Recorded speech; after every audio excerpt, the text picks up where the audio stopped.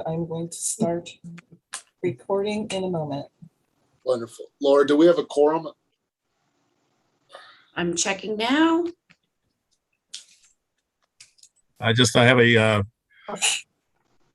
meeting at 3 o'clock. It's around 3:10. It's the redistricting. If we can get the priorities with the for those items that need a quorum, go first. I would request that.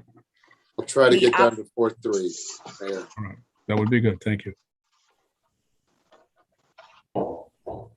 Okay, we do have a quorum. All right. Well, good afternoon, everyone. My name is Alfredo Pedroza, Chair of the Napa Valley Transportation Authority, along with our Vice Chair, Liz Lezio. I'm going to call the meeting to order for Wednesday, November 17th at 1:01 p.m.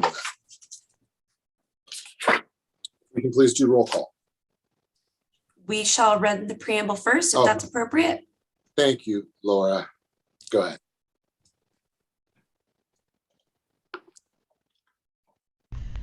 Due to Governor Newsom's state of emergency declaration regarding COVID-19 and in accordance with Assembly Bill 361 allowing remote meetings, this meeting will be accessible via teleconference and Zoom for all participants. This meeting is being recorded and will be posted on the NVTA website at a later time. The chair will call upon board members and all speakers by name, ask that they speak clearly and state their names before giving comments or remarks. Board members and members of the public participating by Zoom who wish to speak should use the raise hand feature or *9 on their phone. Phone participants will be called upon by the last 4 digits of their phone number and must unmute themselves by pressing *6. It is requested that public speakers state their name and organization, but providing such information is voluntary. Written public comments received at info@nvta.ca.gov after 10 a.m. today will be entered into the record but not read out loud. If authors of the written correspondence would like to speak, they are free to do so and should raise their hand, and the chair will call upon them at the appropriate time. A roll call vote will be taken for all action items. Persons participating via Zoom with their cameras enabled are reminded that their activities are visible to viewers and may be part of the Zoom recording.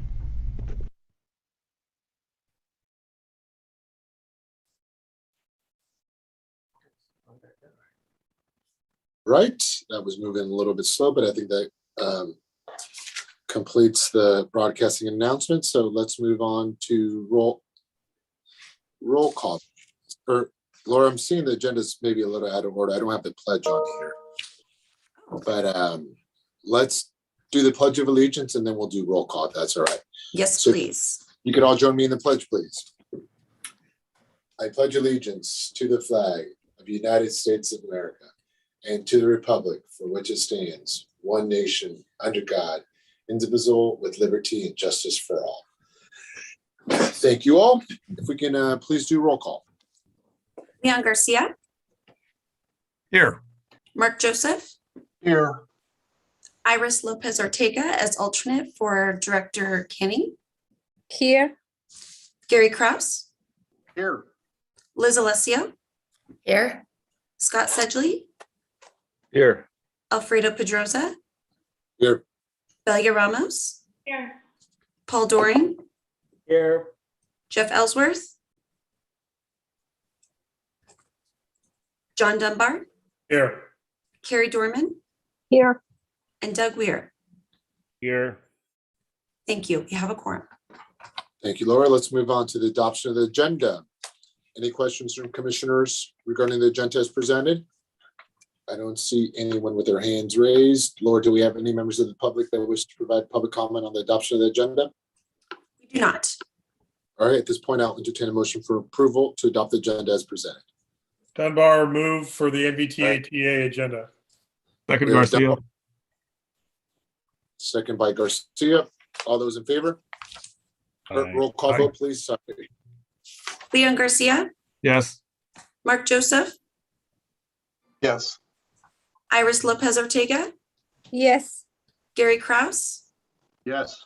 Liz Alessio, Yes. Scott Sedgley, Yes. Alfredo Pedroza, Yes. Belia Ramos, Yes. Paul Doring, Yes. Carrie Dorman, Yes. and John Dunbar. Yes. Motion passes. Thank you very much. Let's move on to public comment. This is the time when anyone can address the board on any item that's not in today's agenda. Laura, do we have any public comment? We do not. Okay, so let's thank you, Laura, for adjusting. I don't have the TA agenda in front of me, so I'm going to rely on that to be able to run this meeting for now. So we're going to move on to our consent calendar. And do we have any board members with any questions on our consent calendar? I don't see any hands raised. Laura, do we have any public comment on our consent calendar? We do not.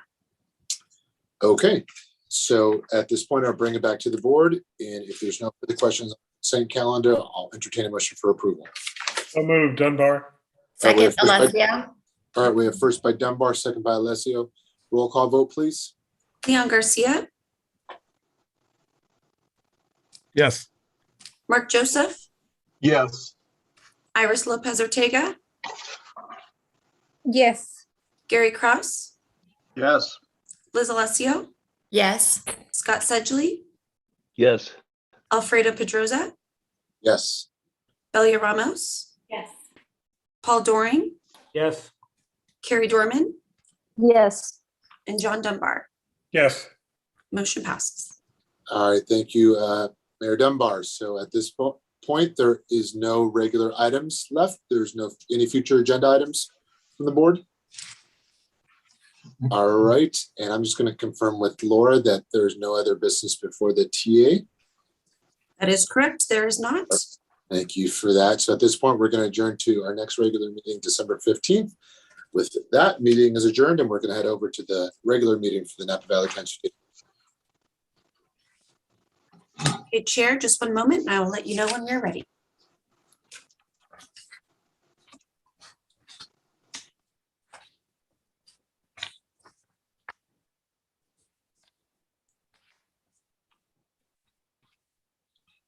And thank you, Mayor Dunbar, for that subtlety that we were still on TA.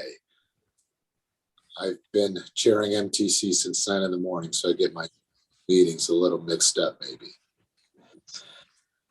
So. Okay, Chair, we are ready. All right. Good afternoon, everyone. I'm going to call to order the Napa Valley Transportation Authority meeting for Wednesday, November 17th. My name is Alfredo Pedroza, Chair, along with Liz Alessio, our Vice Chair. I've called the meeting to order. If we can please play the introductory recording. As we ran the preamble in the preceding meeting, we are set for that. And roll call was confirmed at the preceding NVTA-TA meeting with one absence. Wonderful. Thank you, Laura. So at this point, let's move on to item 3, adoption of the agenda. Directors, do you have any comments, questions to make on the adoption of the agenda as presented? I don't see any, Laura. Do we have any public comment associated with adoption of the agenda? We do not. The only thing I have to note is that we don't have a Caltrans update, so that may be pulled. That is item number 7. All right. Thank you very much. At this point, I will entertain a motion. So moved, Dunbar. First by Second, Dunbar, Kraus. second by Kraus. Roll call vote, please. Leon Garcia. Leon Garcia. You're on mute, but I see your lips moving. Yes. Hang on a Thank second. you. Mark Joseph. Yes. Iris Lopez Ortega. Yes. Gary Kraus. Yes. Liz Alessio. Yes. Scott Sedgley. Yes. Alfredo Pedroza. Yes. Belia Ramos. Yes. Paul Doring. Yes, as amended. Carrie Dorman. Yes. And John Dunbar. Yes. Motion passes. Thank you very much, I'm directors. off mute now. My vote's yes. Thank you. Thank you. All right, thank you, directors. Let's move on to public comment. I'll ask if there's any public comment before the authority. Do we have any members of the public, Laura? We have none. Okay, at this point, let's move on to item 5, chairpersons, board members, commissioners update, and Association of Bay Area Government update. Supervisor Ramos, Mayor Garcia, any update from ABEG? We actually have a meeting tomorrow of the executive board to accept the tentative recommendation from the ABAG Administrative Committee on all 28 RENA appeals. Of the 28 appeals, only one appeal was upheld in part, and that was the County of Contra Costa. And that was a shift between one jurisdiction to another. Of note, I think really for the County of Napa, many of the jurisdictions cited water constraints, state responsibility area, increased wildfire as reasons for reducing the housing allocation. But as was made clear many times over, that simply is not criteria that HCD does consider. But it is something that ABAG will be talking about further as we enter what will be the 9th cycle, because once this one is done, we get started on the legislative work for the next cycle. That is all I have to share at this point.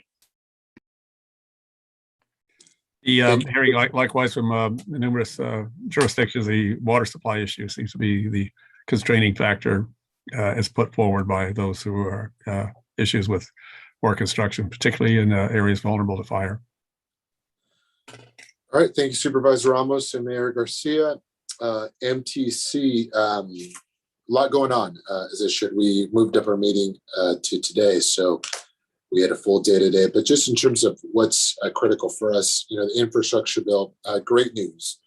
There's still a lot of unknowns in that space, but what I will share, the priority areas of infrastructure, of broadband, of resiliency are so critical to us. I think for us to be in a position to have leadership at MTC is going to position us in a unique position to try to leverage and bring back home as much resources as we can. Obviously, it's going to be competitive, whether it's the $475 billion or the $4.5 billion that was set aside for California for bridge repair. It's going to be done in competitive programming. We still need to know the criteria and how that's going to happen. But again, the fact that we know there's identifiable needs in our community, now we know there's going to be resources that we can compete in. And just know that Director Miller and myself are going to be working closely with MTC to make sure that we try to represent our projects in the most competitive manner to try to bring funding back home. The commission did also approve roughly $9.5 million in Transportation Development Act and roughly $1.7 in STA, State Transportation Assistance allocation requests to support transit operators for this fiscal year. We've also been working quite a bit in the space of equity in terms of violations when folks are crossing the bridges, because we went to all electronic tolling, and we're reducing penalties. We're looking at payment plans. But the important part to that is, how do we get more of our community members to enroll in Fast Track? That is the ultimate goal. So we've been very focused on creating those outcomes of the conversion from cash payers to Fast Track enrollment. We're reducing, the deposit amount for Fast Track.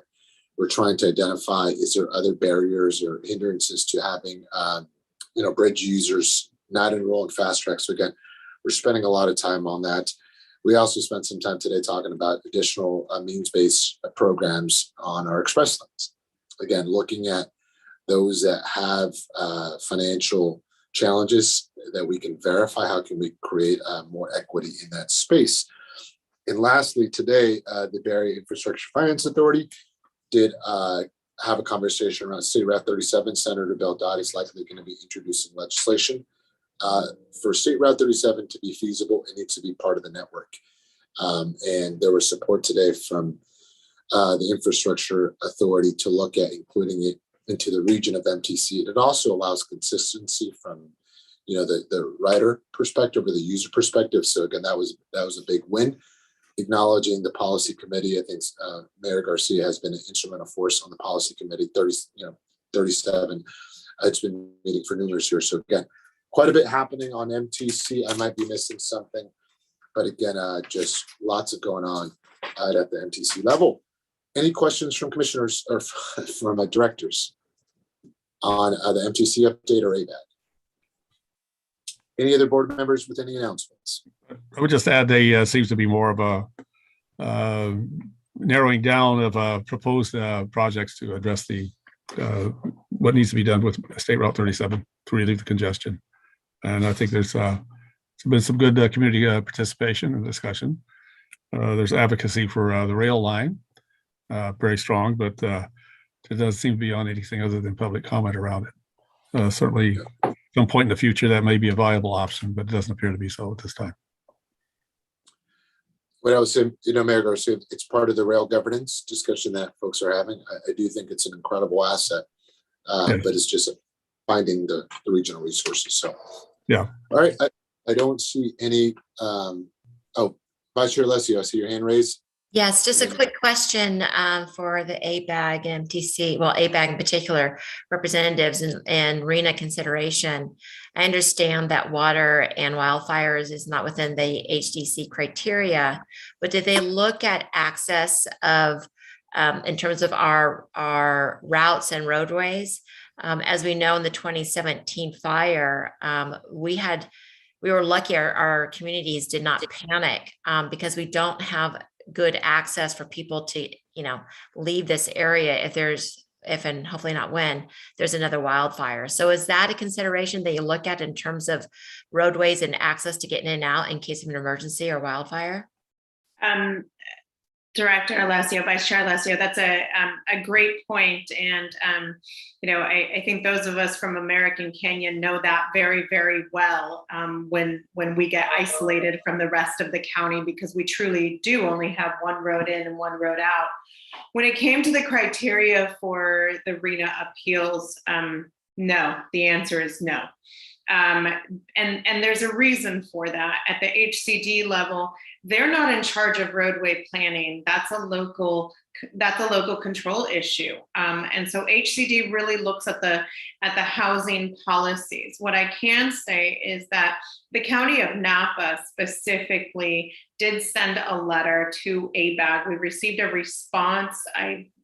I believe it was last week. My days are blending, but I believe we did receive a response from ABAG last week.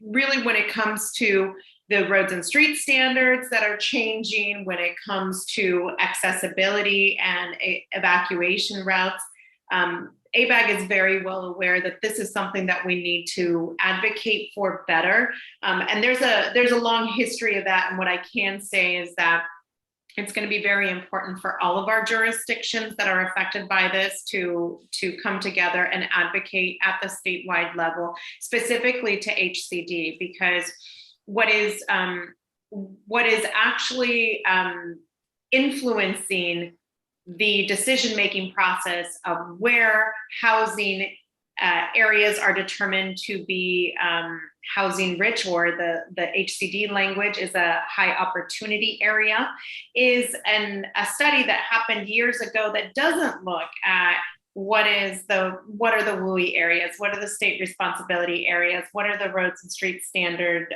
limitations, and what are the infrastructure limitations. For example, in my district, Wild Horse Valley Road in Coombsville is identified as a high opportunity area. Now, if you haven't been up there, it's not a high opportunity area. There's no transit, there's no water, there are no sidewalks.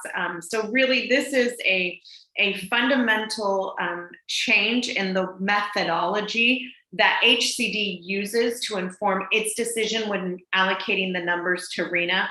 That ship has sailed for this housing cycle, this 8th housing cycle, but I can tell you that this is definitely on the radar for the county of Napa. And we welcome the other jurisdictions joining along, because I really do think that this is something we have to bring to the attention of HCD to influence the way in which they determine high opportunity areas that resulted in this very large number for our region and specifically our county and our respective jurisdictions. Thank you very much. Thank you, Supervisor Ramos. Director Dunbar. I just wanted to respond to Vice Chair Alessio's question. The Department of Forestry actually has taken or made an opinion or a decision as it relates to safe travel lanes and requirements, especially in high fire risk areas for ingress and egress, separate from RENA, but there is activity in Sacramento about that very topic. So we'll need to monitor from that perspective. There are a lot of concerns about what the Department of Forestry's authority is and what they're requiring. One concern in particular is that they were, part of their decision was to require all roadways have the ability to have passage of fire equipment, but it would also be retroactive to 1990 conditions that roads would have to be renovated and widened, and that gets involved in taking of private property and a lot of complicated issues. So we'll just have to monitor where that decision goes. All right, thank you, Director Dunbar. Director Garcia, you have your hand up as well? Okay. The issue has been raised with all the North Bay counties attending, particularly, those who have certainly have fires. Sonoma, for example, Marin, Solano, of course, Napa, as well as Director Ramos mentioned. And it's not resolved yet. It's going to require a lot of conversation. There's a certain amount of that makes just obviously too much sense, that fire evacuation is going to save lives, and it's going to protect property. So some of the areas certainly are considering less housing construction allowed in those areas as well as a way of addressing it. So a conversation that will continue. All right, thank you, Director Garcia. And what I would just add in the space of housing, Mayor Shaft from Oakland has been convening a work group that's looking at making a constitutional amendment to lower the voter threshold for housing bonds from 2/3 to a simple majority. Again, that would be a constitutional amendment, so it's a statewide ballot measure that would be required. Mayor Eric Geen, president of ABAG, is also part of that group. So there's a lot of activity happening around the housing front. I just wanted to share that since we were on that topic. I don't see any other directors with their hands raised at this time, so we're going to proceed. We're going to move on to item 6, director's update. Director Miller. Oh, Chair Pedrosa, I think Director Director Doran has a. All right, Director Doran, I see your hand going up and down. So Sorry. No, it's okay. Go ahead. I accidentally raised it during the ABAG MTC discussion, but this is something different from that. So thank you, Director Miller. Thank you, Chair and Vice Chair, for the time today to address everyone. This is a personal note, a personal update.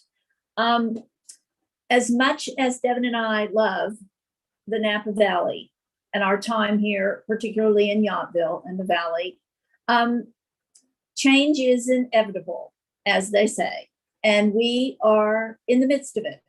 We are in the midst of a pretty big change. Our house is on the market, and we expect to be moving on with the first steps of our next adventure not too long after the first of the year. I have learned so much serving on this board with all of you. And I think my biggest takeaway is I have a much bigger toolkit now and a much larger appreciation for the many, many styles of good, solid leadership that each of you has shown and shared. And I really appreciate that. And as I say, that will travel with me. To our staff, thank you. That doesn't begin to cover it, but thank you. And I say this in the best way possible, but you put me in mind of, most of you are too young, but there used to be guys on, or women or men on television who would have those spinning plates on sticks, and they would run around and keep all the plates spinning. And they would do it, and they were smiling, and they were gracious, and they were cheerful. And the plates never dropped or broke. And that is, I know that's what you all are doing. And I really, really appreciate it.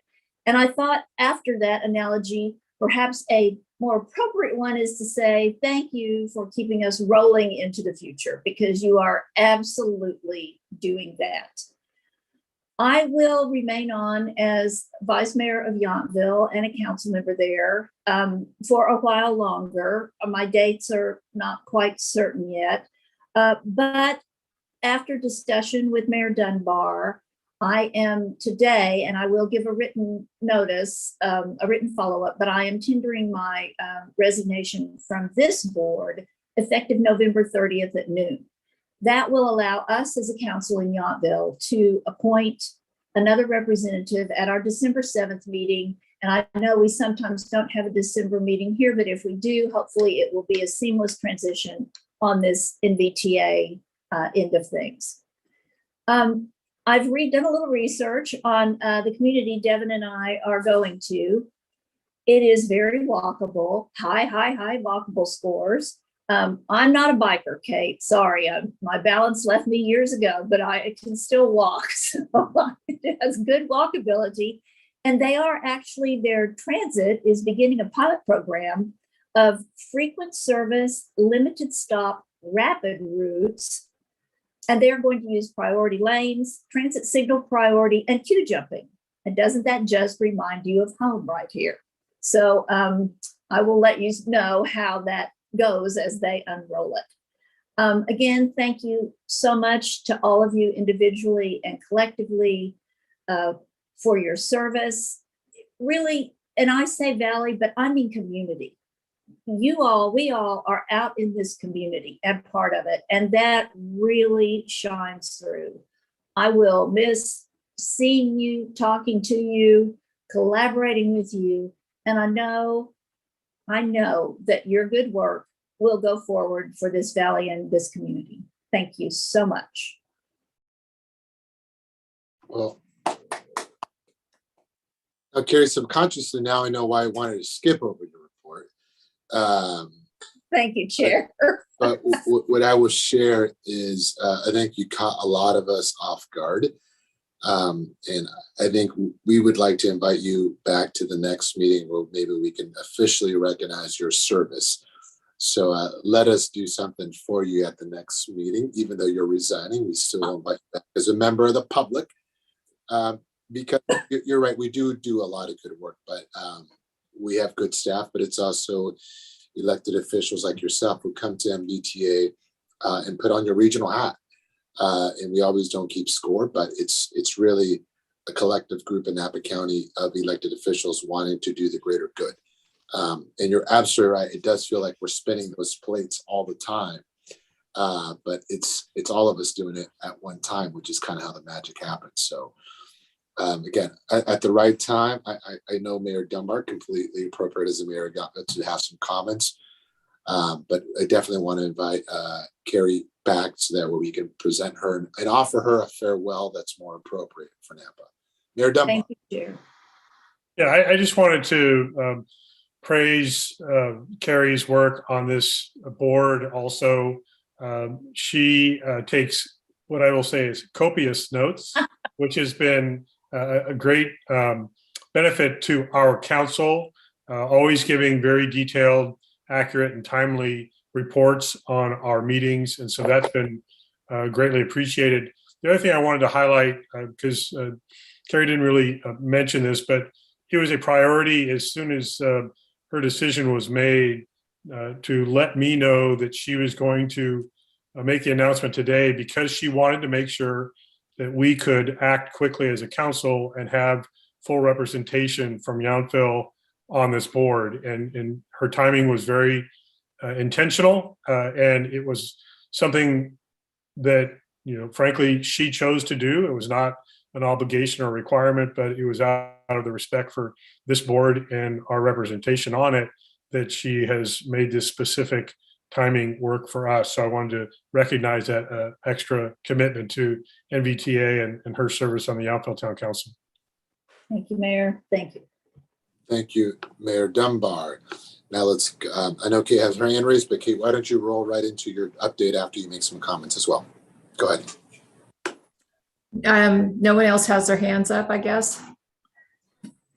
Okay. Yeah, well, Kate, let me just say, I don't want that to be a reflection of this moment. no. Okay. We're gonna properly provide Carrie All right. a farewell. We'll So- do a resolution. All right, Director Dorman, I just wanted to thank you for the comments that you made on behalf of the NVTA staff, and how much you've contributed to our work and helping us be better at what we do. So thanks again for everything. Thank you. It's been my honor, you all. Okay, so with that, I'm going to just launch into my director's report. You might remember that the last stimulus bill, the American Rescue Plan Act, MTC decided to distribute those funds in 2 tranches. Because of some additional funding that has been made available from FTA for competitive programming, MTC needed to actually act to distribute the rest of those funds. So they did that on October 27th. And NVTA will receive roughly 1.8 million from this phase 2 tranche, bringing the total ARP funding to NAPA to over $4 million. And that's to help the Vine Transit services. So in total, NVTA received almost $10.7 million from MTC and Caltrans combined from the CARES Act, the CRISA Act, and the ARP Act. So that is good news for us. And I just want you to know that this is going to definitely carry us through for a couple of years. And we're also investigating pricing because the state, as you know, has relieved us from TDA fare box recovery requirements. And this will allow us to maybe understand better how we can get more people on transit by changing up our pricing. So stay tuned for that. We obviously have to come back to the board and give you a presentation on that. The County Transportation Agency and MTC staff met with Caltrans headquarters and District 4 leadership on November 4th to discuss Caltrans rollout of the new initiatives associated with the Climate Action Plan for Transportation Infrastructure, or CAPTI. Caltrans is now evaluating all highway capacity, all projects in context of CAPTI, and are formally taking action to prohibit new highway capacity for projects in the pipeline. They do acknowledge that this may present some challenges for projects funded in local measures, and they weren't specific about how they will address tolling lanes or other projects that may be couched more in the arena of complete streets and operational improvements. So more to come, but I think NVTA's work and advanced planning in this area has well positioned the agency and its JPA members for the future of highway transportation in California. In your packet is a letter to Governor Newsom, drafted by MTC, that Bay Area transportation executives have signed on to. And it advocates for funding certain programs with what could be as much as $10 billion in state funding anticipated for earmarking in the governor's fiscal year 2022-23 budget. It strongly advocates for transit funding, active transportation, with a specific mention for climate adaptation, highlighting the North Bay's resiliency poster child, State Route 37. On November 2nd, got some good news here. The DOT announced the approval of NVTA's Transportation Infrastructure Finance and Innovation Act, or our TIFIA loan. The loan is $19.917 million, and it'll be used to help fund the $29.5 million Vine bus maintenance facility on Sheehy Court. A construction contract authorized by the board at its October meeting at the construction portion of it that you authorized at your October meeting. The loan is a 35-year loan. It's currently at 1%. That may change depending on when we actually finalize the signing of it, which is anticipated for Monday. The agreement will be signed. Well, we hope it's going to be signed on the 23rd. Let's see. And with that, each month I want to acknowledge the work of NVTA staff. This month, I'd like to acknowledge both Tony Onorato and Roxana Marati for their work on the TIFIA loan application. The effort required building financial models, submitting completed application sections, a lot of them, seek financial ratings multiple times, submitting information about operations, bus fleets, facility construction details, construction management, agency management, facility operations, and the list goes on. It was truly an exhaustive process that took over 18 months to complete. So Tony and Roxana took on this challenging task with enthusiasm and exuberance, and I appreciate the diligence and the commitment to this single endeavor, all while maintaining their other responsibilities. So thank you, Tony and Roxana, for all the work you do, and congratulations on your success in securing the TIFIA loan. And that concludes my report. Thank you, Director Miller. And again, nice job recognizing the efforts of staff. Mayor Dunbar. Yeah, Kate, I just have a question as it relates to the letter to the governor about the 3 bullet points of the 3 key points, specifically the support of high-speed rail.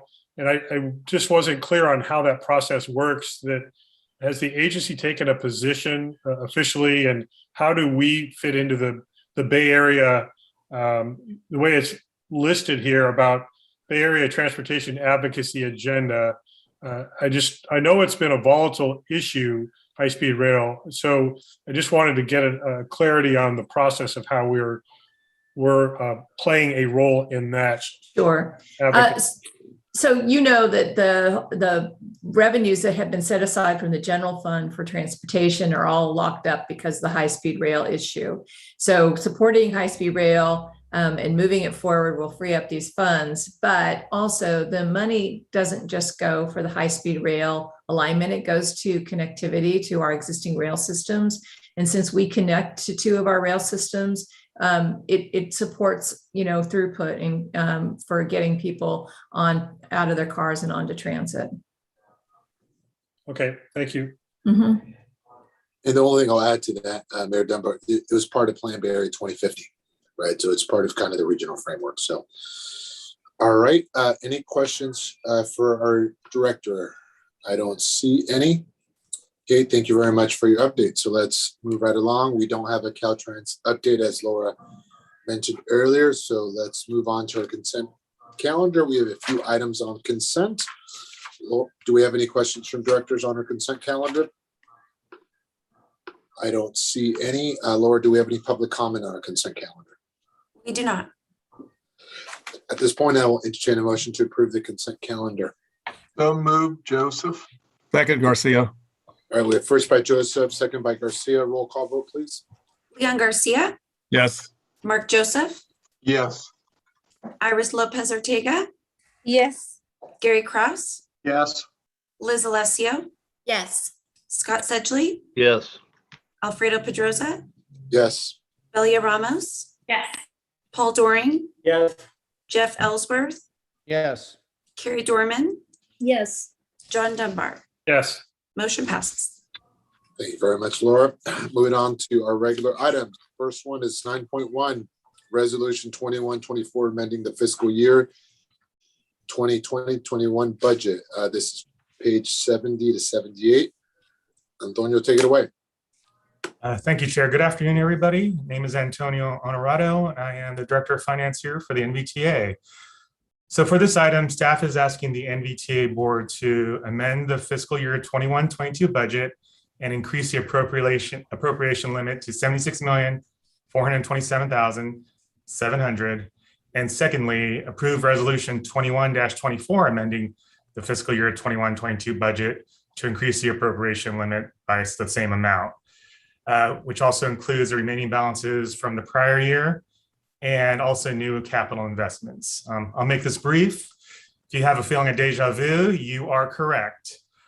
For those of you present at the last meeting, NVTA conducted a public hearing last month to increase the 21-22 budget and increase the appropriation limit for the $76 million. The budget amendment was universally supported by the board members at the meeting. However, since it was a weighted vote, the item went through an additional legal review after the meeting, and NVTA's legal counsel found issues with the vote count. It was determined that we didn't have the legal authority at the time and didn't meet the 4/5 voting requirement. The memo further takes a deeper dive into the JPA statutes and the related government codes, explaining the rules applicable to JPAs and why the county law related to budget approval applies to NVTA, which, as I mentioned, mandates the 4/5 majority for budget approvals and amendments. According to the JPA voting formula, the total weighted vote is 24 votes, and each member of the city of Napa casts 5 votes. One member representing the city of Napa was absent, and we couldn't find an alternate in time, so it was not possible to meet the 4/5 requirement of the board to approve the budget amendment. As I mentioned, today's action will address the 4/5 majority, which there is today with all the board members present. It also reaffirms the vote to amend the current year budget, and we should have a valid resolution upon approval that should be signed by legal counsel. Other than the legalities surrounding the vote requirements, which I will defer to our legal counsel, this concludes my report, and I can answer any questions you may have. Thank you, Antonio. And we don't need to single anyone out that was not here. But they're here now. That's what matters. So at this point, I'll see if there's any directors with questions. Director Sedgley. Oh, you can single me out. I wouldn't do that to you. No, Mayor, but go I apologize. I couldn't make the meeting and put us in this little extra effort this afternoon, but I did review the minutes and I did read the report. So it looks like the board was unanimous last month in this effort. And so I have no reason to question that. And I would, if there's no more further discussion, I would move the item. Wonderful. Let's put a motion on the floor and then I'll see if there's any public comment. So we have a motion by Director Sedgley. Second, Dunbar. Second by Director Dunbar. We have a motion on the floor. Laura, do we have any members of the public that wish to provide public comment on this item? We do not. Okay, we have first by Sedgley, second by Dunbar. Roll call vote, please. Leon Garcia, Yes. Mark Joseph, Yes. Iris Lopez Ortega, Yes. Gary Kraus, Yes. Liz Alessio, Yes. Scott Sedgley, Yes. Alfredo Pedroza, Yes. Belia Ramos, Yes. Paul Doring, Yes. Jeff Ellsworth, Yes. Carrie Dorman, Yes. John Dunbar. Yes. Motion passes. All right, thank you, Director. Thank you, Laura. Let's move on to item 9.2, 2022 Federal and State Advocacy, Legislative Advocacy Program and Project Priorities and Legislative Update. This is found on page 79 to 101. Take it away, Director Miller.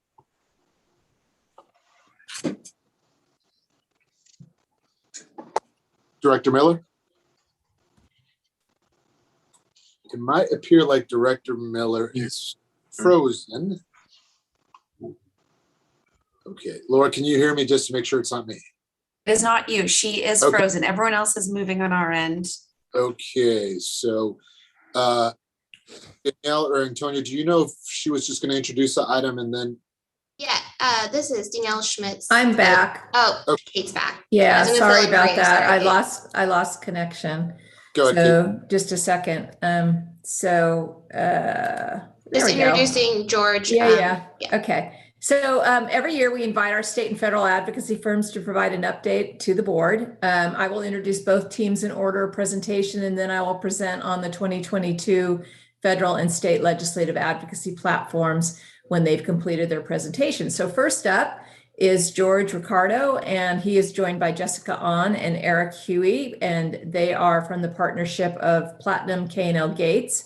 And they will provide an update on federal activities. And this will be followed by Steve Wallach from Platinum Associates, who will provide you with an update on state activities. So George, take it away. Hey guys, thanks for having us. I believe Eric is going to take the lead on this one and Jess and I will fill in. So Eric, if you want to take it away. Terrific. Yes. Thanks, everybody. Greatly appreciate it. I'm Eric Huey. I'm the president of Platinum Advisors here in Washington, D.C., where you can sort of see the sun setting behind the Washington Monument behind us on an unseasonably warm, almost Napa Valley-like evening here in DC. We really appreciate this opportunity to represent NVTA on the federal level. We're thrilled to be working with K&L Gates. Joining me on our team is Jessica Ani.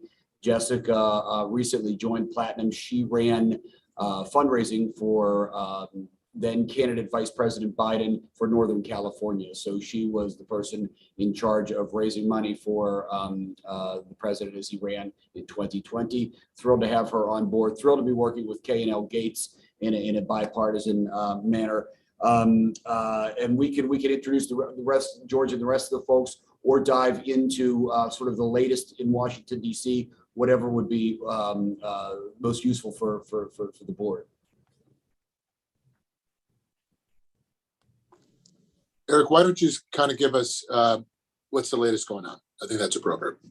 Terrific. Yeah. Yeah. There's a lot going on, as you may have read. The president signed on Monday at 3 p.m. in a bipartisan signing ceremony the infrastructure bill. It is a $1.2 trillion bill, which included $550 billion in new spending. This is the first infrastructure bill of this size. It's the largest infrastructure bill ever, but the first significant one since 1998, since President Clinton. So this is a very significant development. It picked up 13 Republican votes. Nevertheless, it still didn't pass by a very wide margin. In the House, the Senate passed it with 70 votes. The president signed it. He is now moving on, and the legislature is now moving on to the Build Back Better portion of his legislative agenda. The House is expected. I was with Leader Hoyer last night, along with Congressman Costa and Congressman Panetta. And what we are hearing is that Speaker Pelosi is eager to hold a vote on this prior to freeing members to depart for the Thanksgiving break. That will come after they receive the Congressional Budget Office score on the bill. That score could come tomorrow or Friday, but our understanding is that the Speaker is very eager, as are members, to pass this and move forward and move it over to the Senate, where it would be considered sometime in December. There are a number of things that Congress has to get done before the end of the year. Obviously, now that infrastructure is behind us, we have an opportunity to move on to Build Back Better, but they also have to handle the debt ceiling, which is something that's got a December 3rd a trigger date for action by the House. That might be bumped to the 15th by Secretary Yellen. The NDAA, which is the National Defense Authorization Bill, that has to be authorized and reauthorized before the end of the year. There's an appropriations bill. They could do a continuing resolution and just fund at the current levels, or they could do an appropriation for the next year. So these are all big ticket items, and there aren't very many legislative days left. So next up on the calendar is the budget reconciliation bill. Thereafter, it will be the Speaker's choice as to which one they undertake of the other three. And everybody in Washington, D.C. is speculating as to whether the Senate will, if the House is able to clear it out of the House, the reconciliation bill, what's going to happen in the Senate? What will Senator Manchin do? That's those discussions are ongoing. The White House is very, very engaged. I will tell you on the transportation infrastructure bill, this is significant, and I think there are a lot of opportunities for NVTA to help focus the DOT on its priorities from a transportation. We're looking at a once in a lifetime, certainly once in a generation investment in infrastructure, and look forward to helping you prioritize some of the things that are near and dear to NVTA, to Secretary Buttigieg and some of the deputy assistant secretaries at DOT. So I'll pause there because that's a lot of information and a lot of DC inside the Beltway intrigue. But I just want to give folks a sense of what's keeping everybody busy here. All right, thank you very much. Is there any initial, Kate, is there any initial questions you want to kick it off with, or I can go straight to the board?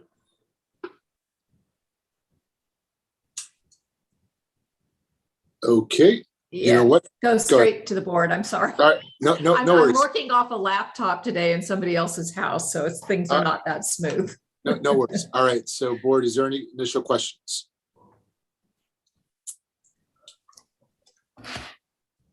All right, I don't see any at this point. I'm sorry, Terry. I was a little late on getting my hand up. All right, go ahead. I think that's Director Ellsworth. Go ahead. The question I wanted to ask is in terms of timing and this moving forward, what are we looking at in terms of, I won't use the word lag time, but if we're going to be able to start seeing some benefits of this, do we have an indication when that might start surfacing at this end? And George and Jess, Yeah. feel free to jump in. It is going to be staggered. There is a certain amount that will roll out during the next year. More the following years thereafter. The biggest tranche of this is going to come in 2023 and 2024. It's the spending bill takes place over 10 years, and it is staggered. What's happening, because this is so unprecedented, DOT does not have the mechanism, frankly, to undertake this type of spending.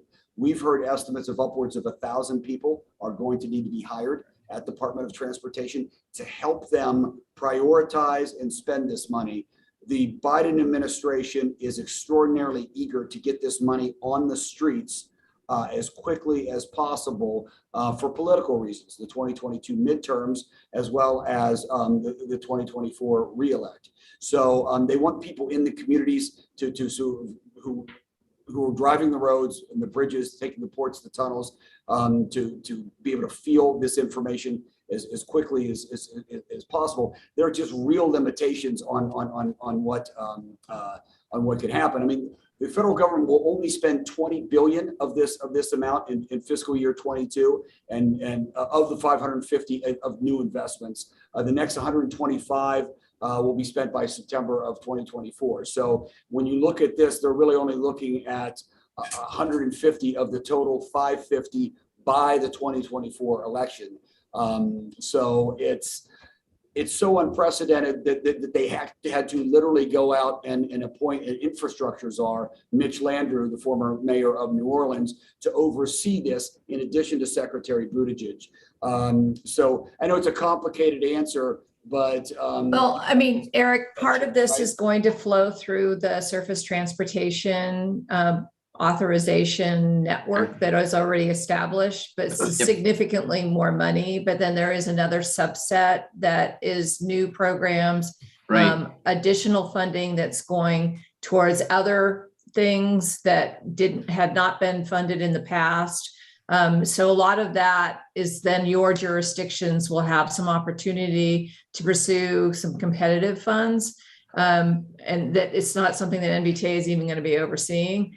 But there are some huge, I mean, like one of the programs, the bus and bus facility program, I think is 5 times what it was in the past. As you know, the administration is really interested in funding clean vehicles, resilience. So there's a lot of opportunity there for all of us. And it's a lot to be untangled right now. And I'll let you speak to it a little bit more, but we're still just waiting to see what those numbers are going to look like. MTC is focused very much on what the formula programs, those block grants that we count on for highway and transit programs. So that's helpful. It's helpful information. Thank you.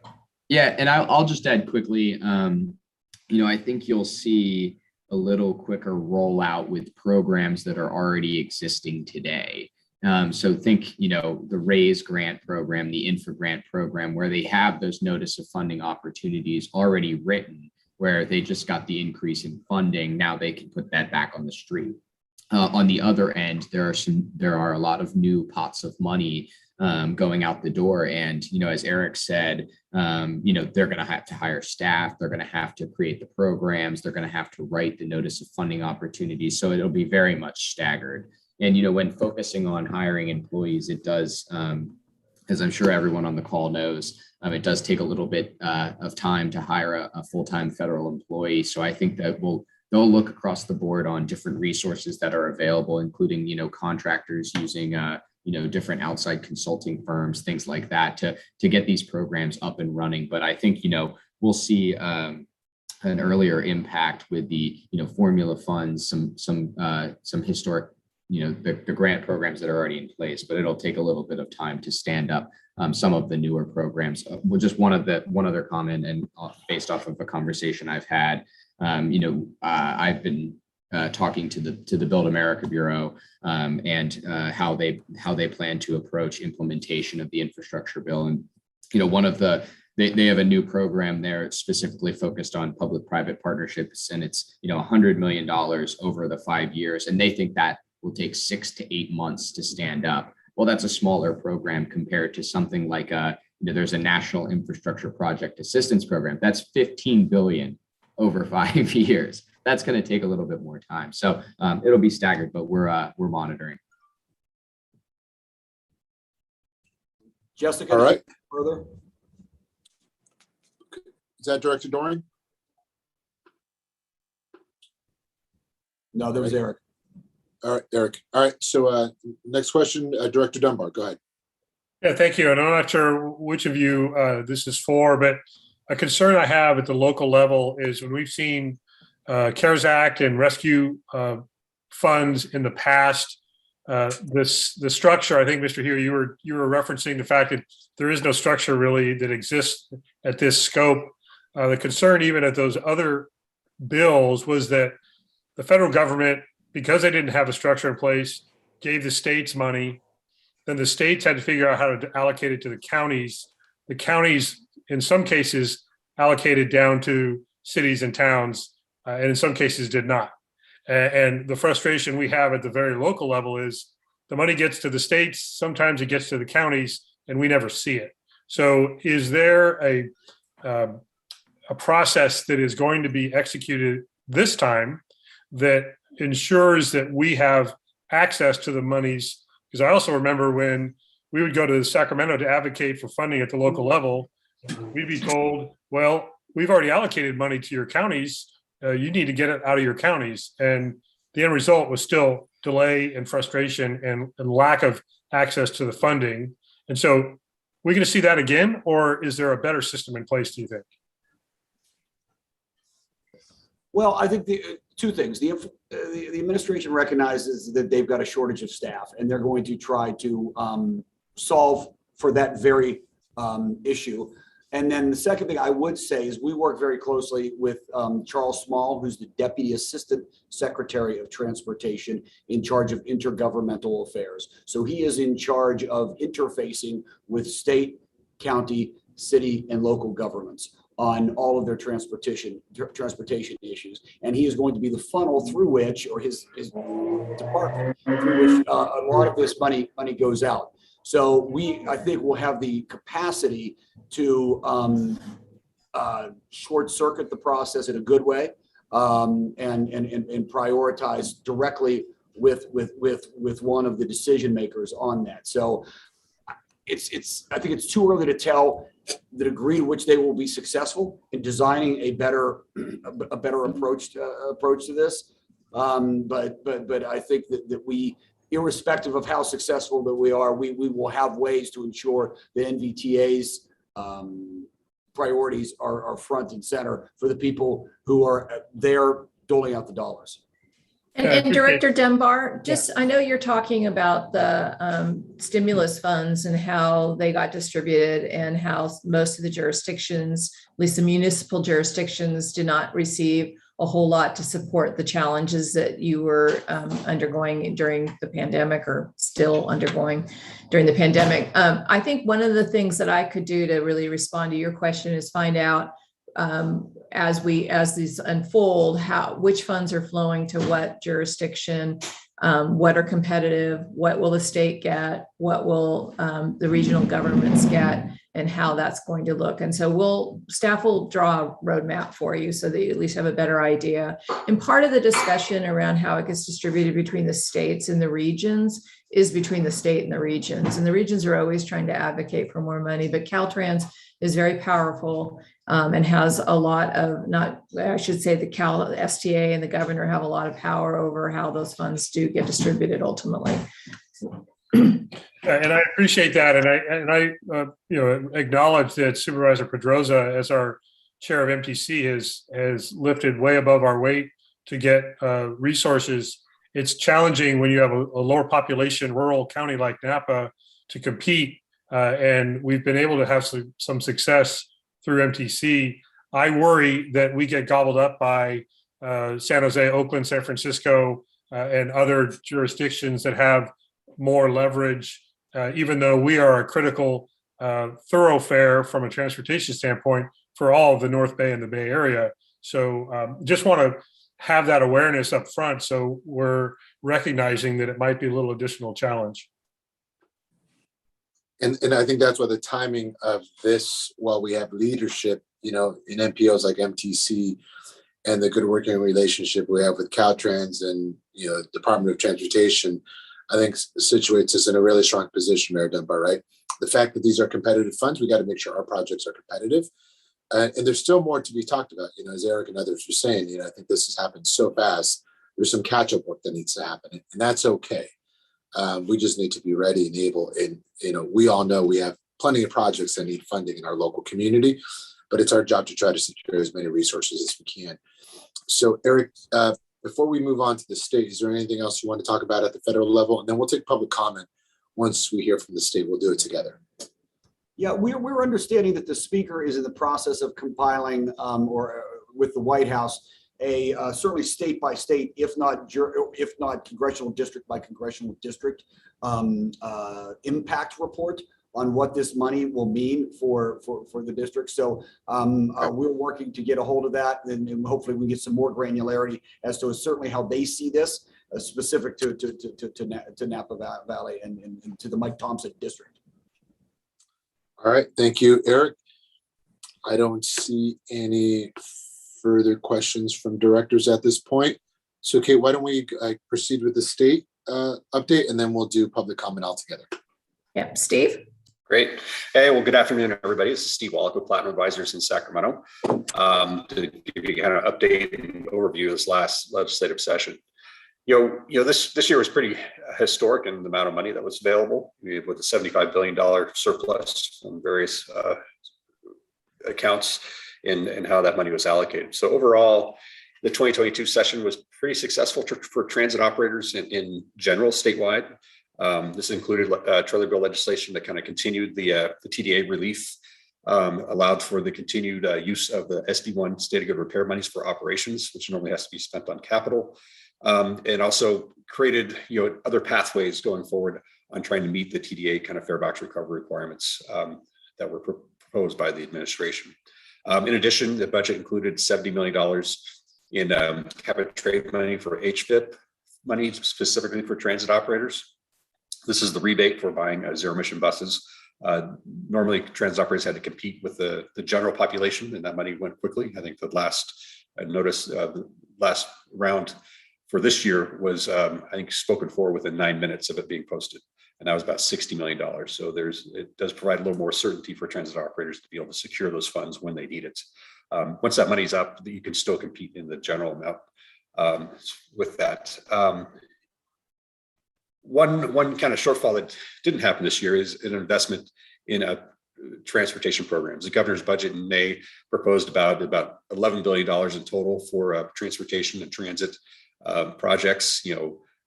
Some of that money was approved as part of the budget in July, but the bulk of it was not. An agreement couldn't be reached on high-speed rail funding.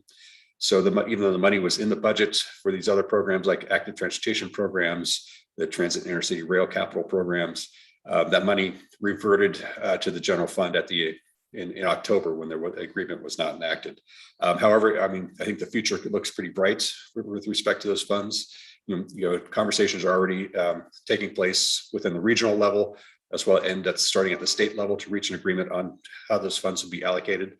And I think it might be better off that that agreement was not reached for the Bay Area, because I think it means it provides an opportunity to get additional money to transportation and transit projects throughout the Bay Area coming up next year. So that money is still there. It's about $6-7 billion. But also with the continued rosy outlook on the state's finances, I think reported so far that the surplus was reaching about $10 billion in the current fiscal year already. The LAO just came out today with their report on the fiscal outlook, and they're projecting about a $31 billion surplus for the coming fiscal year, which means there's another opportunity to try and secure some more of that money for transportation projects in the Bay Area in general, because the governor's budget proposal originally included about $1 billion for transit projects in LA. So there was some effort to try and balance that out with some investment in projects in the Bay Area and Northern California. So there's promising that agreement will be reached hopefully early on in the year, before the budget deliberations start in the May-June timeframe. as far as, as legislation, this year, we did support a number of bills. I'm not going to go through that whole matrix of the bills that are in there, just kind of highlight a few of them. But AB 43, this is one that kind of gives local governments a little more control over setting speed limits. This is an effort to try and reduce pedestrian and bicyclist fatalities in the state. It kind of gives greater options. It's not as broad as it was when it was first introduced, but it does provide a little more flexibility in how to set speed limits in business areas, schools, and in other areas where there's kind of a high incidence of accidents. AB 117, this bill was held in the Appropriations Committee, but the program was funded. Assemblywoman Borna Horvath, did secure $10 million in the budget for an e-bike rebate program. So that is going to be part of the Air Board's expenditure plan for this fiscal year. And they're going to be setting that up regardless of the legislation. And then AB 361, I think we all know what that does. It allows for this meeting to continue in the format that we're currently having it in during this pandemic. I wanted to highlight, that there's a lot of discussions, maybe some cleanup legislation next year, particularly with respect to having to adopt the resolution every 30 days. Some local governments don't meet every 30 days, so it's been a cumbersome process to kind of meet that requirement. And then finally, SB 674 is one we continue to watch closely. This is a bill that would have kind of created a process through the Department of Labor to kind of incentivize the awarding of contracts for transportation projects, particularly transit projects for buses and things like that, to businesses in California in order to retain that revenue in California, as well as develop jobs in that sector. This creates a conflict directly with the Federal Transit Administration over the ability to do those type of procurement projects. So the bill was amended several times. At the very end, transit was kind of exempt from the bill, made it optional. So even though the bill was already on the Assembly floor, ready to go to the governor, the author has decided to make it a 2-year bill, and we'll continue to work on it next year to try and reach an agreement on how this would work with transit operations or transit operators in procurement contracts that cost over $10 million. So it would be, as it is right now, I think has admirable goals, but it's a cumbersome process that could create a lot of problems in the procurement process for local governments in how it's currently structured. So we will continue to watch that closely. And the last thing I want to bring up, because there's a lot of discussion about the federal infrastructure funding. Usually when these bills are passed at the state level, a lot of these programs can be implemented administratively through Caltrans and CalSTA. But usually that requires an agreement with the legislature. They usually like to have a say in how some of those funds are spent. So there's still a possibility for, particularly if there's new programs in the federal program that can't be administratively directed on implementing a lot of the programs in there. A lot of it goes out on formula to Caltrans or to MTC. Other programs do require some greater direction. And I think there's some folks that may want to make sure that the money goes where it's intended. So there will likely be legislation on implementing that the federal funds as it's been approved. But it's going to require, after looking at it and looking at where those changes are needed and where additional language may be needed to kind of ensure the money gets where it's supposed to. So with that, I'll open up for any questions. All right. Thank you, Steve, for that thorough update. There was a lot of discussion whether it was 10 billion or 30 billion or 50 billion. I had heard all those numbers. That's why writing from MTC was critical to try to put our, requests in. What are you hearing about housing or other, sectors wanting to do the same and wanting their piece of the budget surplus? That's always going to be an issue, trying to get more money for housing. There's already been quite a bit dedicated to homeless programs and to housing programs the past year or two. And there's no shortage of need. So I expect that to continue. I mean, if it is, when I say $30 billion surplus, that doesn't mean that's what they have to spend on these programs. So they do have to, money goes to reserves, money goes to Prop 98. Once it boils down, depending on how much it is. And then there's also the state appropriation limit. So that's one thing with transportation projects. It does allow them to alleviate some of that state appropriation limit pressure because it can be on one-time infrastructure type projects. So it's still going to be competition out there between, transportation, housing. Yeah. It's too early to tell right now. Wildfire, no, I agree. It's just part of what we're trying to do is show some consensus among transportation and statewide that there's a statewide need, and then how do we try to create subsections or subregions with different needs. But again, we're advocating for more money as much as we can. So at this point, let me see if there's any other director comments, and then we'll take public comment. I don't see any directors with their hands raised at this moment. You'll have another opportunity, but Laura, let's see if there's any member of the public that wishes to provide public comment on the federal or state legislative advocacy item. Yes, we have one public comment from Hans Corvey. I am unmuting you now, Hans. You may speak. Yeah, thank you. Can you hear me? Yes, we can. Yeah, the big question I have is with the holdup of federal funds, about 12 billion because of some labor challenges. Will that affect disbursement of money under the new infrastructure bill? What Hans is talking about is the conflict between the 13C and the state EPRA, which is a retirement, public employee retirement reform. And Hans, the only thing that I can say is that we're trying to work through that as a separate issue. And it is hopefully going to get resolved, and that new funding flowing from FTA to the transit systems hopefully will not be affected in California. Yeah, I hope so too. Thank you. Thank you, Hans. Thank you, Kate. Laura, do we have any other public comment? We do not. All right, I'll bring it back to the directors. Any final questions, thoughts? Well, both to our federal and state advocates, we need money.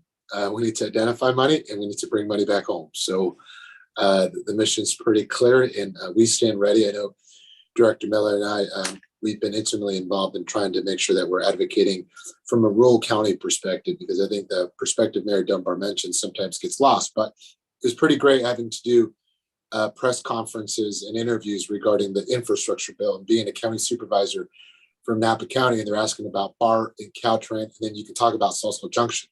So again, you have an opportunity to bring that perspective from a rural county that's critical. So again, I think we'll have a seat at the table. So this does require board action. So at this point, I will entertain a motion from the board.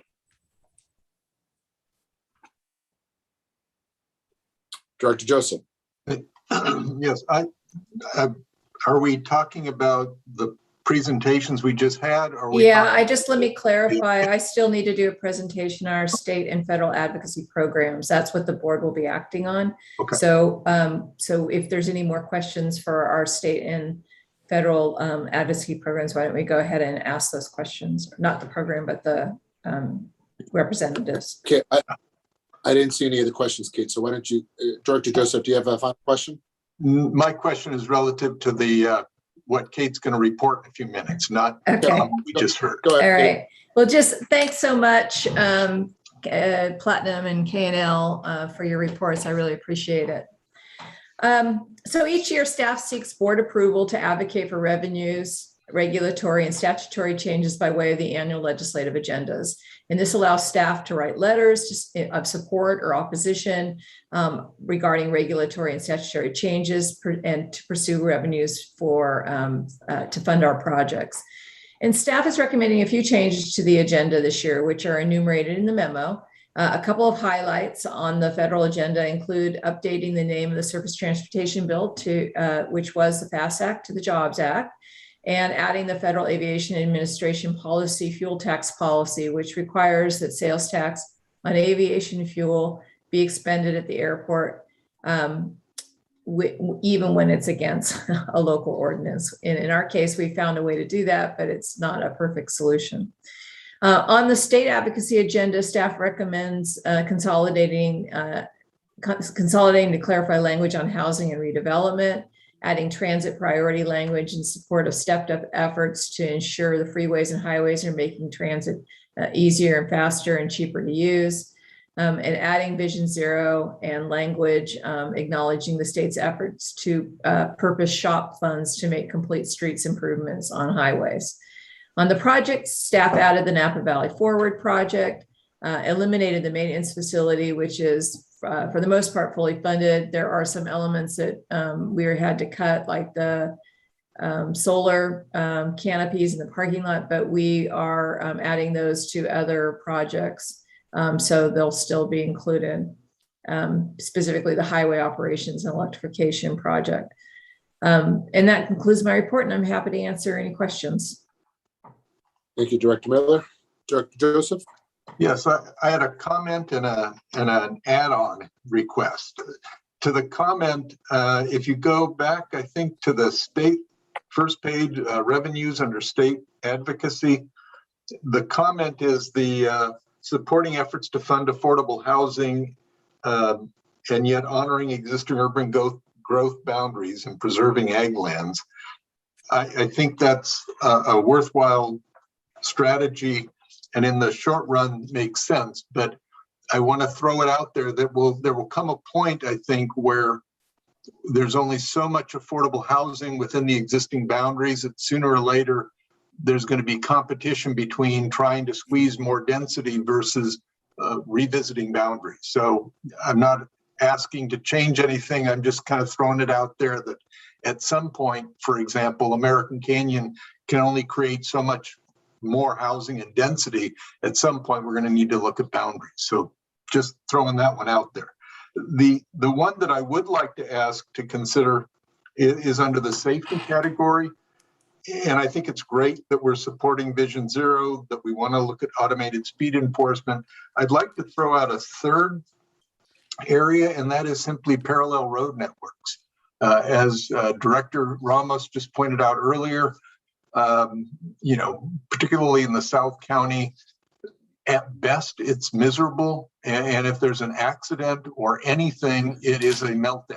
And unfortunately, we've had a few meltdowns real frequently. So I just think that it's a safety issue to figure out some kind of language that just acknowledges that developing parallel roads is a key safety element, because it allows us to facilitate when an accident occurs, which, as we know, happens a lot.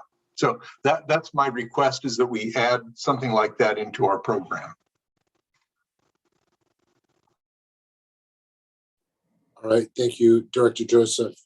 Director Miller, any initial response on the parallel? Well, I would just add that there are the parallel projects that are in our countywide transportation plan are already included in this program, because we include the projects in our countywide transportation plan as our advocacy program. So I think that covers that, perhaps better than a safety category might.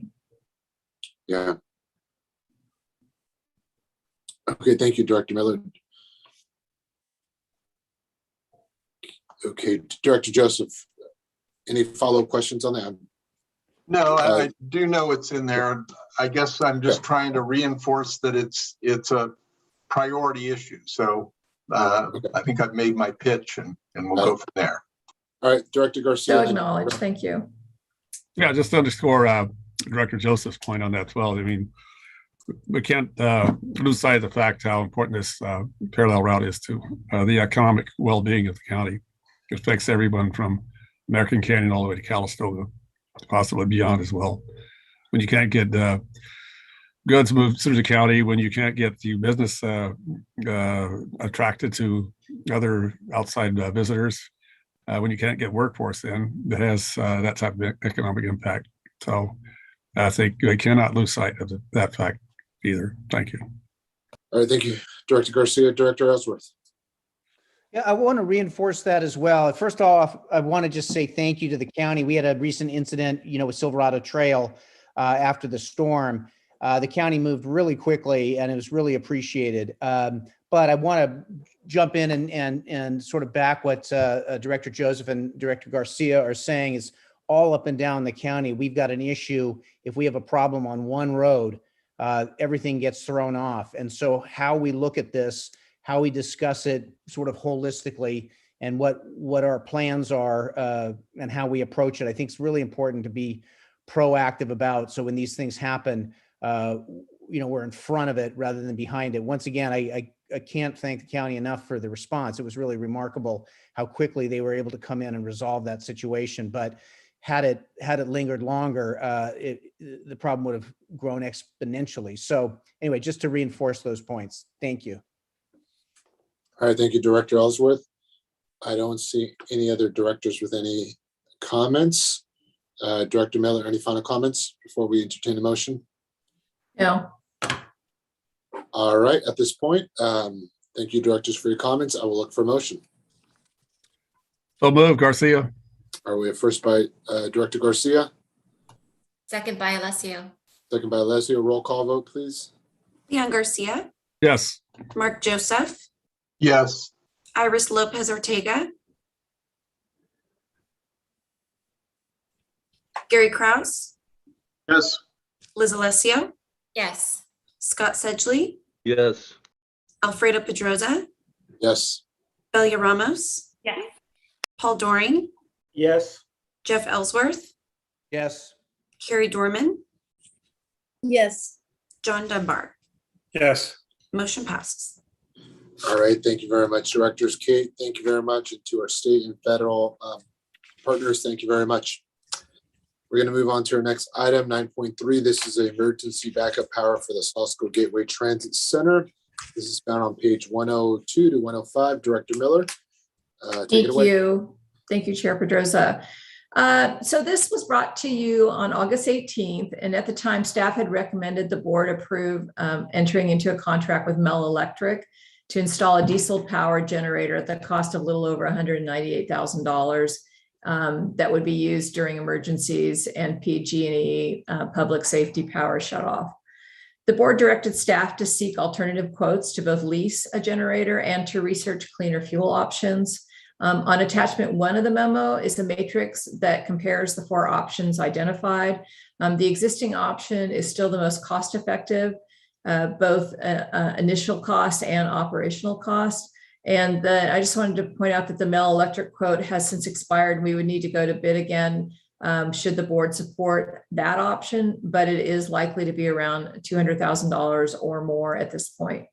The second option was to lease a generator, and leasing would eventually cost a lot more per year because not likely we'd be able to get a generator and move it in time for a sudden power shutoff or an emergency. The cost of leasing a generator the size we need is about $40,000. They would not likely be available. They'd probably end up going to the private sector for support.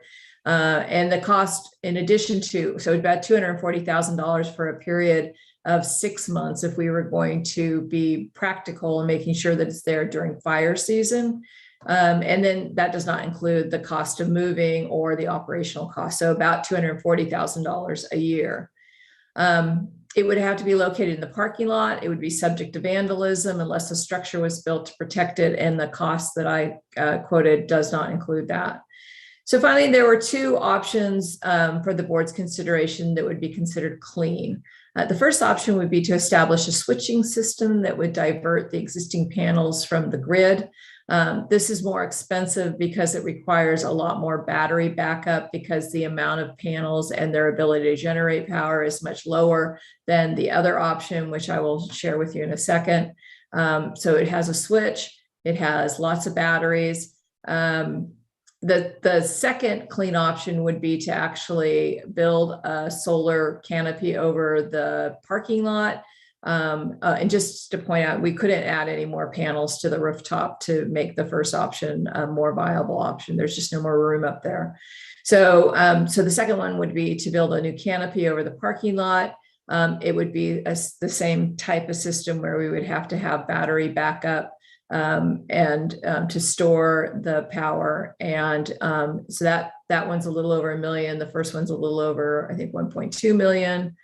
And both of them would require an enormous amount of floor space to store the batteries, or we would have to construct a new facility in the parking lot to store them.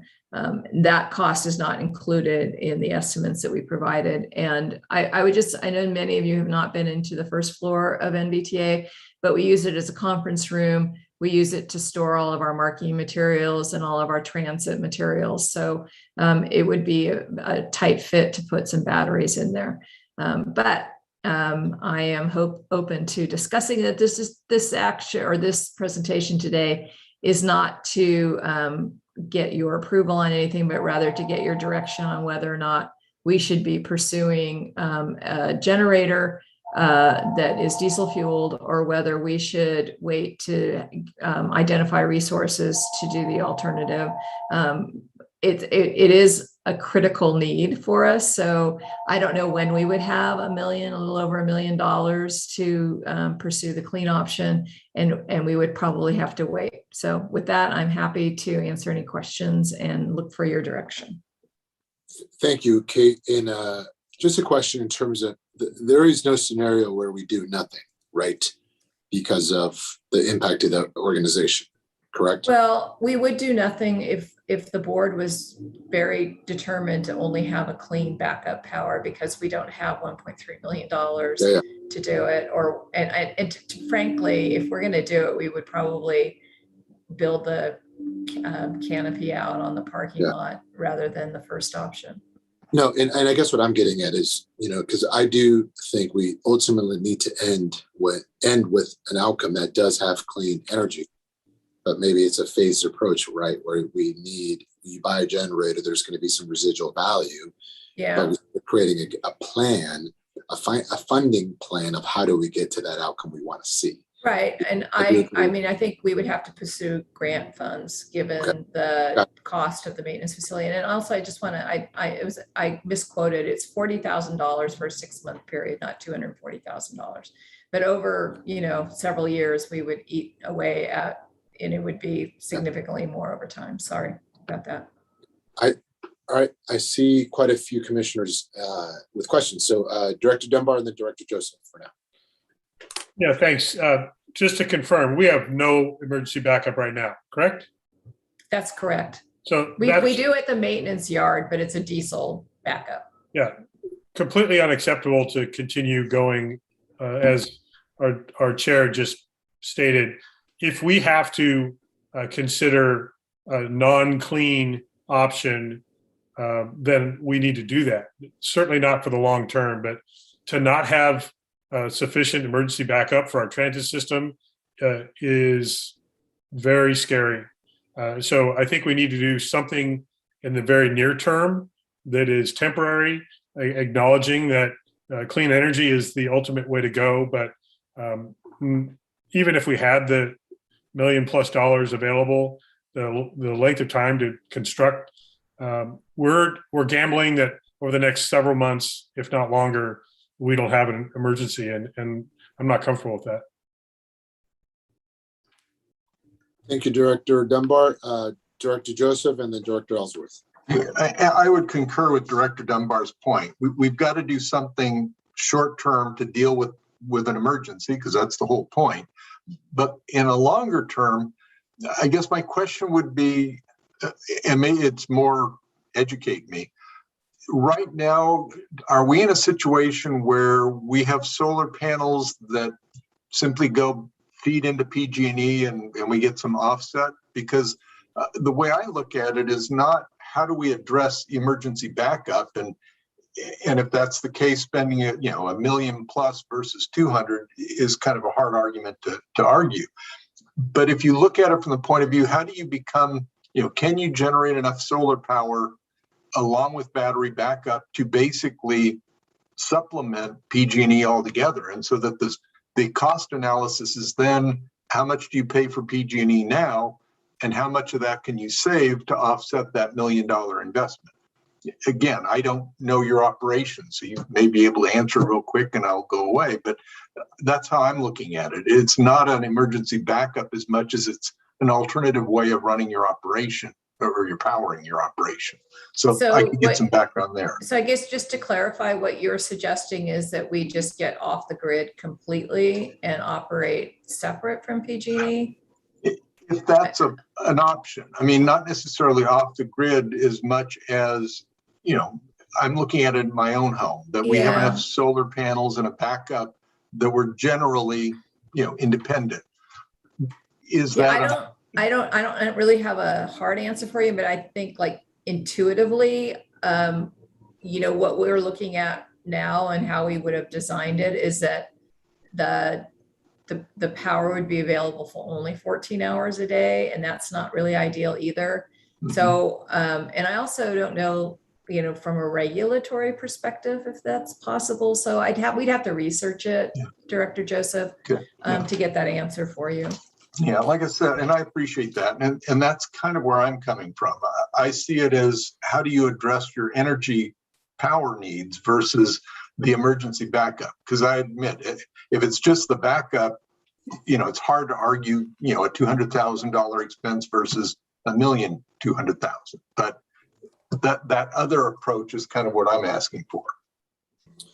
All right, Director Ellsworth and then Director Sedgley. Thank you. Yeah, I would concur with Director Dunbar and also with the chair and his looking at a phased approach, but moving as quickly as possible to get a generator, diesel generator. In St. Helena, we looked at our older diesel generators and realized when we needed new generators, and the newer diesel technology was cleaner. It's a step in a forward direction. So even if we get a diesel generator if it has the newer technology, we are making a step in the right direction. I think we need to move as quickly as possible. We don't know when the next situation might occur. So I think we should move on purchasing a generator, a diesel generator, with the idea that looking at other long-term solutions. But I think getting something in there as quickly as possible is critical. Thanks. Thank you, Director Ellsworth. Director Sedgley and then Director Garcia. Thank you. And Director Joseph's comments on, I think in the long run, we need to be more self-sustaining in that energy world, and hopefully in the new maintenance facility, we're planning ahead for that scenario. If we're just talking emergency, how often were the power outages this fire season? Did we go down on any public safety power shutoffs?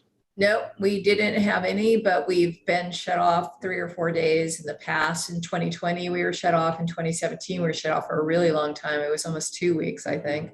So, so this year we've been really lucky, and the modeling that we did estimated 3 days a year. Okay, and I don't know the operation either, but are the buses dispatched from Burnell? Is that the power that's necessary to keep the transportation going? No, it's more about providing information to our riders. That's key. Our servers are at the transit facility. Dispatch is at the maintenance facility. Okay, so yeah, so the buses, if power goes down, the buses keep working. They do, but information about what they're doing and where they are is not available to riders. Yeah, and the whole facility would be dark, and that isn't very safe either. Yeah, I'm just wondering if there's an offsite server at a more affordable cost for backup on information to the riders. But sometimes you might look at a snow day too. I don't know if the power's off for a period of time that you can't staff the building with a skeleton crew. I understand that, but it's still. Yeah, but we also can't get access to information, so it would be like we wouldn't be able to work, really. Yeah. Yeah. Yeah, I'm still torn on what message we're trying to send, and I know it's temporary that you look at this critical need, but I'm still struggling a little bit with old technology in what should be the most progressive in our community. And I appreciate that, and I just want to offer up that there is a lot of money for clean fuel type things. I'm not sure where this would fit into any of those grant programs, but I think we owe it to you to investigate what the possibility is. And then I would just add that if some of them might also be competing with our funding that we need to replace our buses, which is they're much bigger emitters. And so replacing our buses is actually a much more effective approach to reducing the poor emissions. Director Garcia, then Director Krause. Thank you. We provide an essential service that's critical to the residents who use our transportation system. We need a backup system. As Director Miller pointed out, we had days when we didn't have any service at all.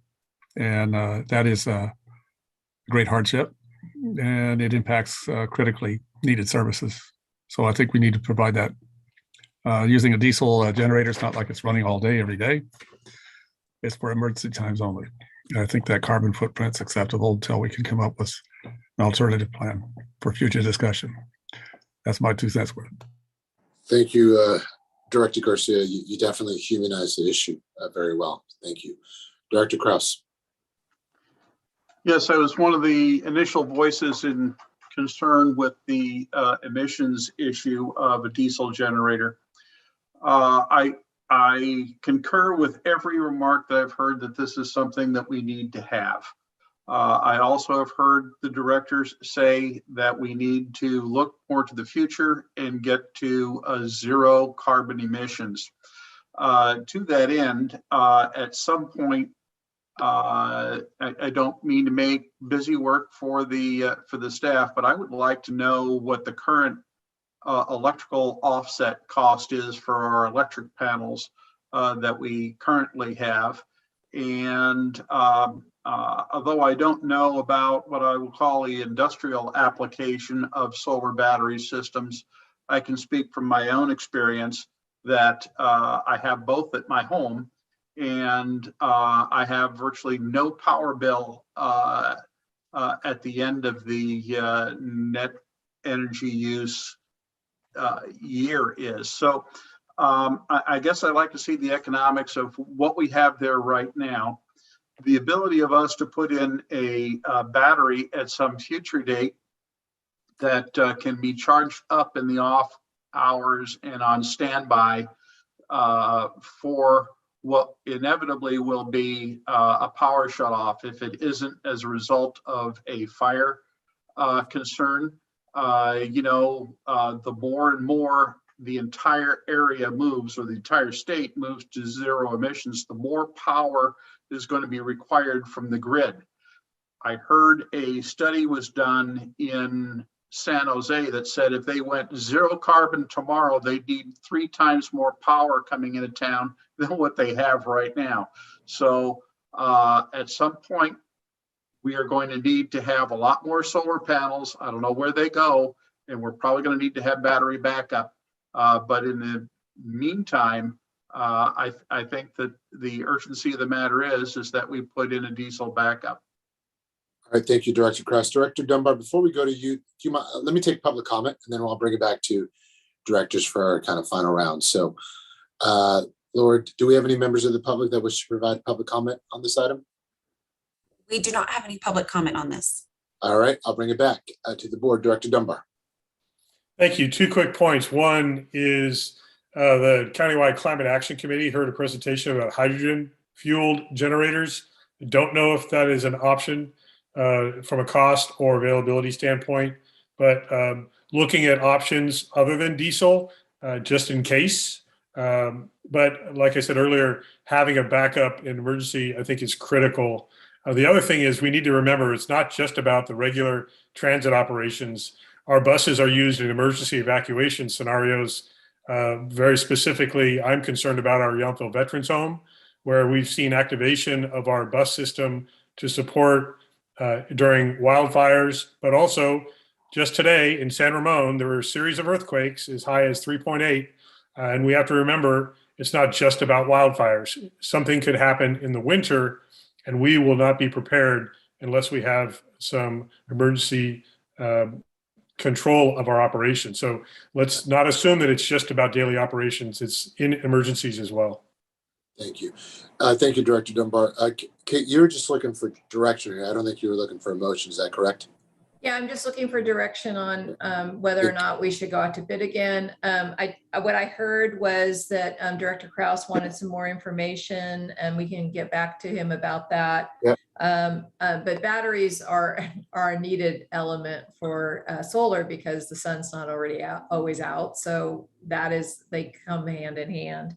And then just to your point, Director Dunbar, the hydrogen idea is a wonderful idea. It is a really clean energy, but we don't have any hydrogen in county. So that presents a problem right now. I know that there's a couple of organizations looking into that. So yeah, and so we'll get back to you, Director Krause, on our existing offsets. And then, like I said, we will investigate grant funds for something like a clean backup power source. But I think we will probably, if nothing materializes, pursue the $200,000 solution on the diesel and bring it back to you for your final okay. With kind of a roadmap of how do we get to the desired end state, Kate, that we're looking for. Okay. All right, Director Krause, any final words? Yes, I do not want my request for a little audit of our solar production to interfere with the decision to go with the diesel generator. Okay. Thank you, Director Krause. So no further discussion on this item from what I can see from directors.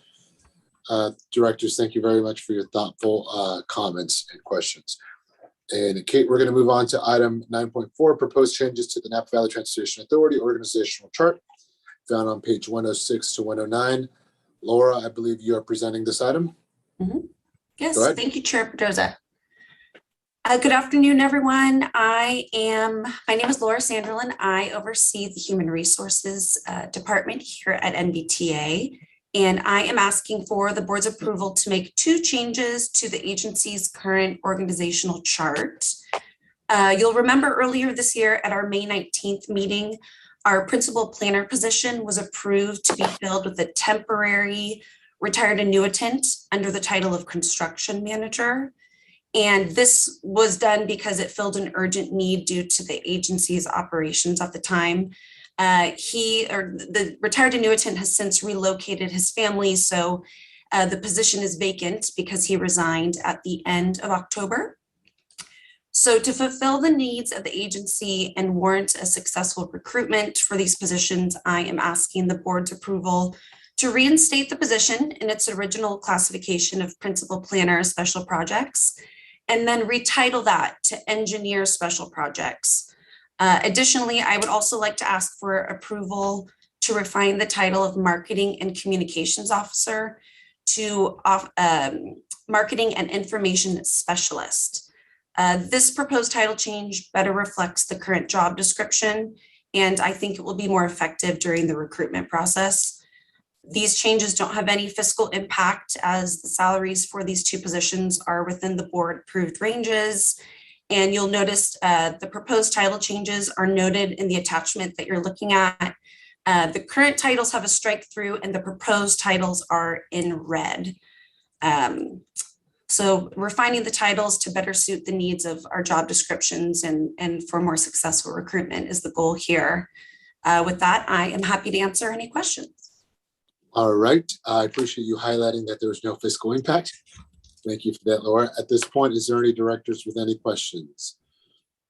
Directors, I don't see any. Laura, I'll ask if there's any public comment on this item. Let me look. We do not. All right, I'll bring it back to the board. This is an action item, so I will entertain a motion if there's no further discussion. So moved, Dunbar. First by Dunbar, second by Leslio. Roll call vote, please. Leon Garcia, Yes. Mark Joseph, Yes. Iris Lopez Ortega, Yes. Gary Krause, Yes. Liz Alessio, Yes. Scott Sedgley, Yes. Alfredo Pedroza, Yes. Belia Ramos, Yes. Paul Doring, Yes. Jeff Ellsworth, Yes. John Dunbar, Yes. and for the last time, Carrie Dorman. Yes. Motion passes. Sorry. Yes. All right. So we are now to future agenda items. Board, anything that we want to add? Don't see any. All right. It is at this point that we're going to adjourn. Mayor Garcia wanted to be out of here before 3 o'clock, and like that, we are out of here before 3 o'clock. We're going to adjourn to our next meeting, which is December 15th. And at that time, we properly want to recognize the public service of Carrie Dorman on NVTA, and we're going to do a proper acknowledgement where you could have more pleasantries exchanged. So Carrie, we invite you back. And again, thank you very much. Directors, thank you for making yourself available. Staff, thank you very much. See everyone soon. Happy Thanksgiving, everyone. Thanks all. Take care. Thank Have a you. great evening. Thank you, Director Alfredo.